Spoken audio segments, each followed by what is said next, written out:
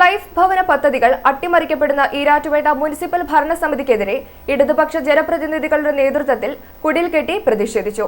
യോഗം ജില്ലാ കമ്മിറ്റി അംഗം രമ മോഹൻ ഉദ്ഘാടനം ചെയ്തു.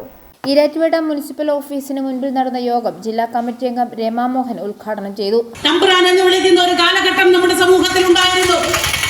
അടിമകുടുംബ സമ്പ്രദായവും ജന്മി നാടുവാഴിത്വവും ഒക്കെ നിലനിന്നിരുന്ന കാലത്തിന് മാറ്റം വരുത്തിക്കൊണ്ട് വീടില്ലാത്തവന് വീട് പണിയുന്നവന് നീ കിടക്കുന്ന ഭൂമി നിന്റേതാണ് എന്നുള്ള നിയമം കൊണ്ടുവന്നുകൊണ്ട് തുടങ്ങിയ സംവിധാനം അതാണ് ഇന്ന് ലൈഫ് മിഷൻ എന്ന പേരിൽ ഈ കേരളത്തിൽ നടപ്പാക്കുന്നത് എന്ന് അടിവരയിട്ട് പറയുവാൻ ഈ കേരളത്തിലെ എല്ലാ രാഷ്ട്രീയ പാർട്ടിക്കും കഴിയും എന്നാണ് എനിക്ക് സൂചിപ്പിക്കാനുള്ളത്.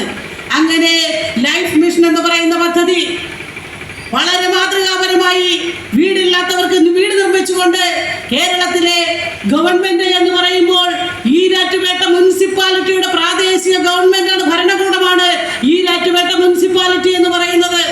രാഷ്ട്രീയം നോക്കുന്നില്ല, പക്ഷേ കാഴ്ചപ്പാടും നിലപാടും വളരെ വ്യക്തമാണ് എന്നുള്ളതാണ് ഞങ്ങൾക്ക് ഈ അവസരത്തിൽ സൂചിപ്പിക്കാനുള്ളത്.